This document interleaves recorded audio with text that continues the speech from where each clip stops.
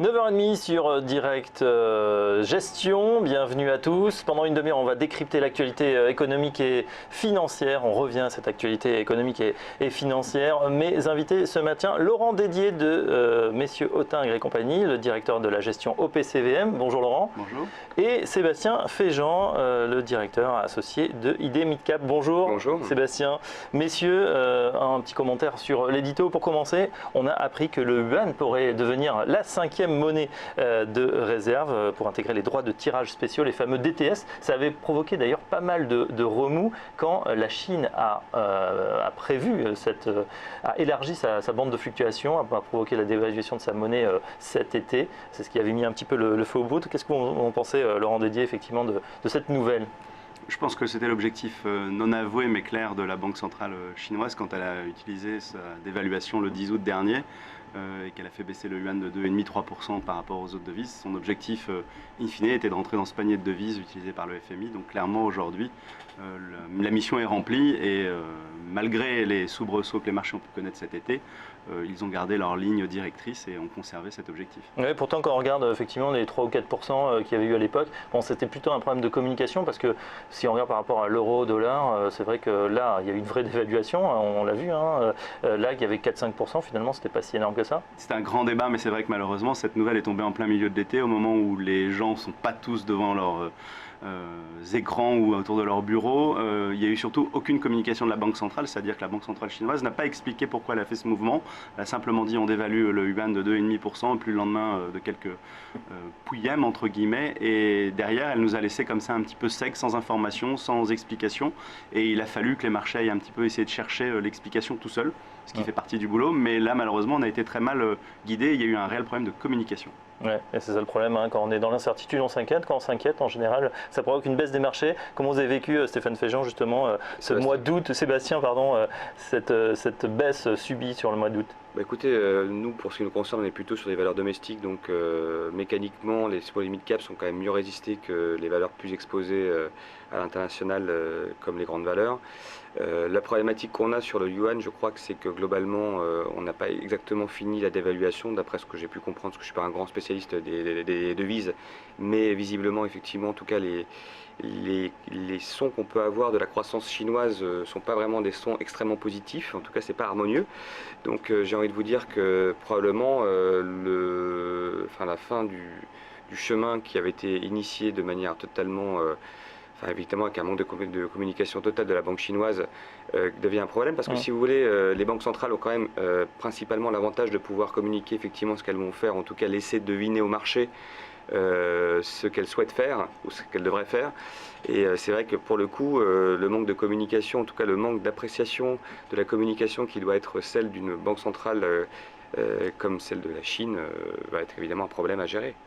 Évidemment, d'ailleurs on a mis un petit peu cette Chine de côté là, depuis les mesures qui ont été annoncées, le chiffre aussi qui a été rassurant, 6,9% de croissance au lieu de 7%, alors il faut toujours se méfier de ces statistiques officielles. D'ailleurs on sait que Pékin va devoir être un peu plus transparent justement sur ce calcul de statistiques. Et puis depuis une semaine environ, depuis jeudi dernier, c'est vrai que le marché baisse sur des nouvelles craintes en Chine.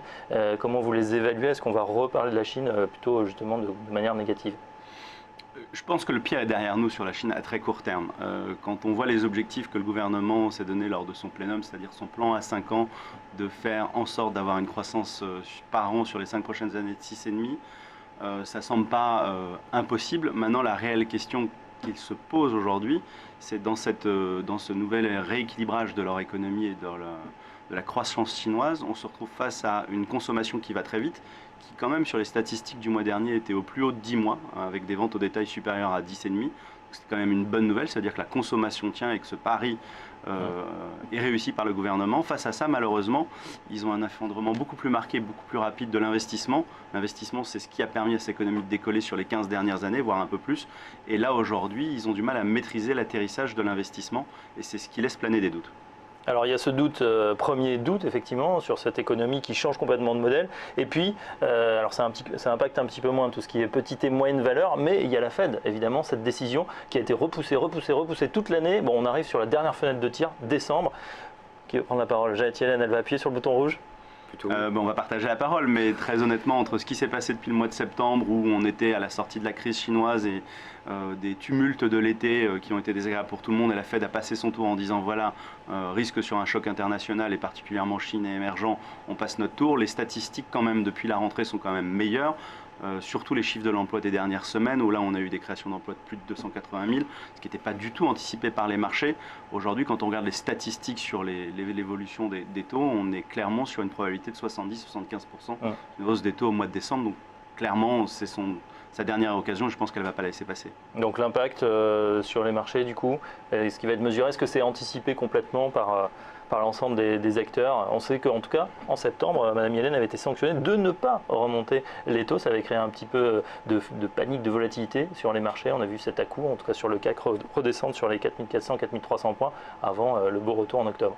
La volatilité et la panique étaient venues surtout, c'est qu'on s'est dit que la Fed avait des informations que les marchés n'avaient peut-être pas sur l'état réel de l'économie chinoise, et donc les marchés se sont inquiétés de cette non-décision ou de ce passage de tour, entre guillemets.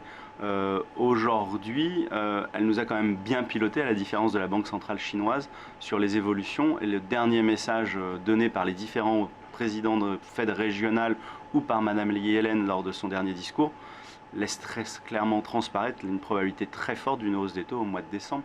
Ce serait très surprenant qu'elle ne saisisse pas cette occasion, car après on commence à rentrer dans une année électorale, préélectorale, avec toutes les incidences politiques, plus des premiers trimestres ces dernières années qui malheureusement pour les Américains ont été très rigoureux en termes d'hiver très froid, et donc qui ont un petit peu biaisé les statistiques. Donc si elle passait son tour, ce serait une très très très mauvaise nouvelle. Est-ce que tout est dans les cours? J'ai envie de dire que globalement oui.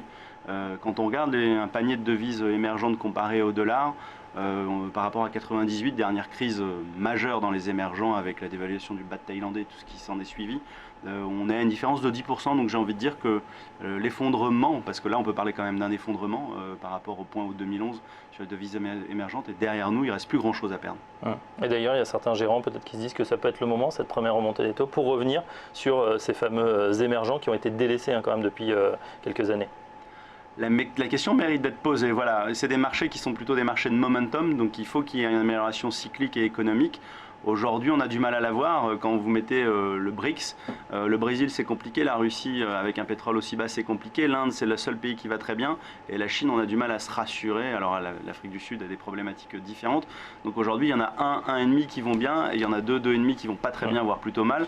En revanche, la question qui se pose, c'est qu'en termes de valorisation, on est réellement value. Il y a des décotes historiquement élevées par rapport à différents marchés des pays développés en termes de PE, et la question peut se poser pour une stratégie 2016 quand on commence à prendre du risque en début d'année. En fin d'année, on a plutôt envie de limiter le risque. Alors justement, pour limiter le risque, bon évidemment, normalement il y a les grandes capitalisations qui ont fortement rebondi et qui ont même surperformé, une fois n'est pas coutume, au mois d'octobre, les petites et moyennes valeurs dont vous êtes le spécialiste, Sébastien Féjean. C'est vrai que généralement, et d'ailleurs ça se confirme sur cette année, on a une progression à 2 chiffres des grandes valeurs, des petites valeurs. Les petites valeurs vont pratiquement 2 fois plus vite encore cette année.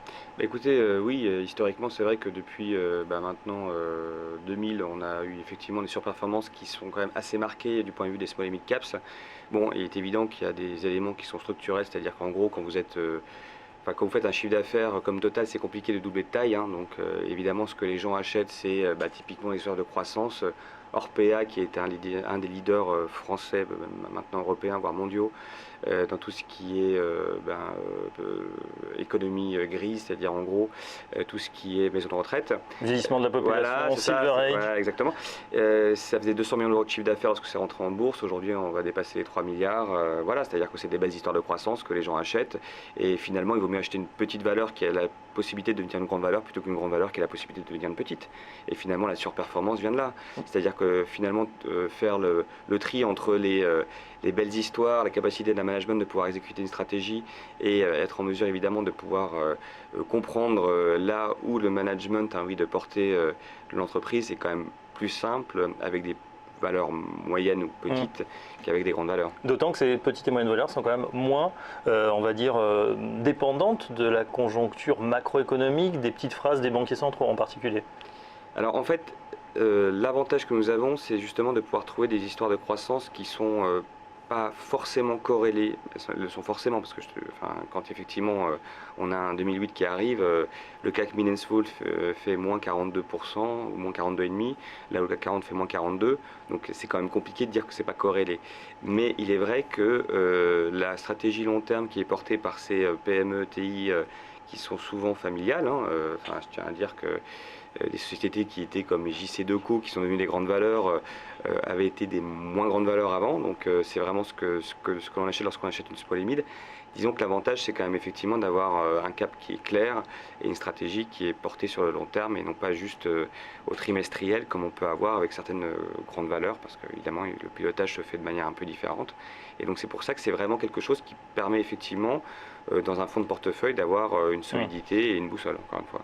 Et oui, la surperformance des petites et moyennes valeurs, sauf au mois d'octobre, où là il y a eu un rattrapage. Bon, c'est vrai qu'on s'était inquiété fin août, début septembre, justement en termes d'allocation. Aujourd'hui, Laurent Dédier, vous qui travaillez justement sur l'univers des OPCVM, qu'est-ce qu'on va privilégier pour cette fin d'année ? Qu'est-ce que vous privilégiez ? En fin d'année, juste pour finir sur les small et les mid, l'intérêt c'est de trouver la pépite de demain. Donc c'est le prochain L'Oréal, il est dans ce gisement, il n'est pas dans les larges et dans les méga caps. Donc c'est vrai que tout le monde regarde ce gisement parce que c'est là qu'il y a de la croissance, c'est là qu'il y a des belles histoires. Et en plus on peut avoir une prime de M&A parce que tu entends les grands groupes quand ils n'ont plus de croissance. Fusion-acquisition. Et voilà, ils viennent faire leur course sur ce segment-là pour rebooster un petit peu leur croissance de manière artificielle mais réelle. Aujourd'hui, nous on privilégie l'Europe avant tout, très clairement, pour un contexte macro global, plus des éléments techniques qui sont très favorables, la faiblesse de l'euro, la faiblesse des matières premières, l'intervention de la Banque centrale. Dans ce gisement, on estime que globalement, on a un travail de stock picking à faire. Pour nous, acheter les indices, acheter un tracker n'a pas beaucoup de sens, car on voit bien qu'aujourd'hui, il y a des rotations sectorielles qui sont très, très puissantes, surtout depuis l'été. Et très rapides, donc qui sont difficiles à suivre et qui ne sont pas d'ailleurs l'objectif. Je pense qu'il faut complètement s'émanciper de ces manifestations que le marché peut procurer et essayer de garder une ligne directrice. La ligne directrice, c'est quelles sont les valeurs que j'ai aujourd'hui d'avoir dans mon portefeuille, qui offrent des barrières à l'entrée, qui ont du pricing power, qui ont de la croissance, qui ont des rendements, qui ont du free cash et qui peuvent aussi être des leaders dans leur secteur ou des pépites. J'ai envie de dire que l'univers des small et des mid coche pas mal de cases. Bien sûr qu'il y a quelques large caps qui offrent aussi ce gisement-là. On pourrait penser à des très grandes sociétés comme Essilor qui a probablement un boulevard de croissance avec les émergents dans l'optique, tout comme Luxottica en Italie. Après, il y a des plus petites valeurs en France, j'en ai deux à l'esprit, qui sont des sociétés qui ont le bénéfice d'utiliser un petit peu les fusions-acquisitions pour faire évoluer leur stratégie. Une qui est récemment entrée en bourse qui s'appelle SPI. SPI, c'est bien connu de certains, ça s'appelle SPI Batignolles. C'est une société assez admirable qui fait beaucoup d'acquisitions et qui a un business model qui est construit sur l'intégration de ses acquisitions, devenir leader sur ses marchés en France et en Europe et de faire remonter sa marge car elle achète des sociétés qui sont pas chères et qui tout de suite deviennent relutives. Donc c'est des business models qu'on aime bien. Et puis après, je laisserai la parole à mon camarade, mais je pense qu'il y a pas mal de choses. On va parler des valeurs justement peut-être à mettre en portefeuille pour cette fin d'année et bien sûr pour les années suivantes, celles qui ont des beaux business models. La sélection d'idées mid-cap, ça sera dans un instant dans la suite de Direct Gestion. A tout de suite.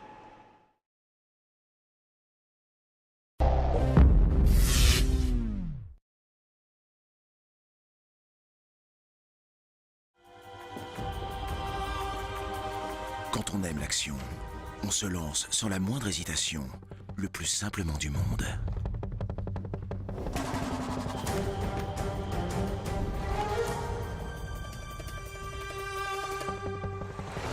On aime que ça avance.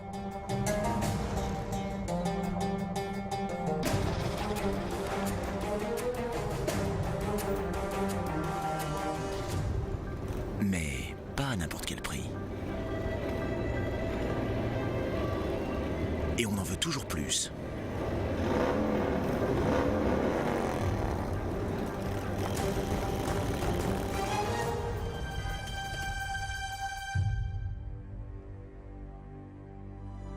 Sur Bing.fr, la bourse en ligne, c'est simple, moins cher, performant et spécialement conçu pour les investisseurs actifs. Bing.fr, vous allez aimer l'action.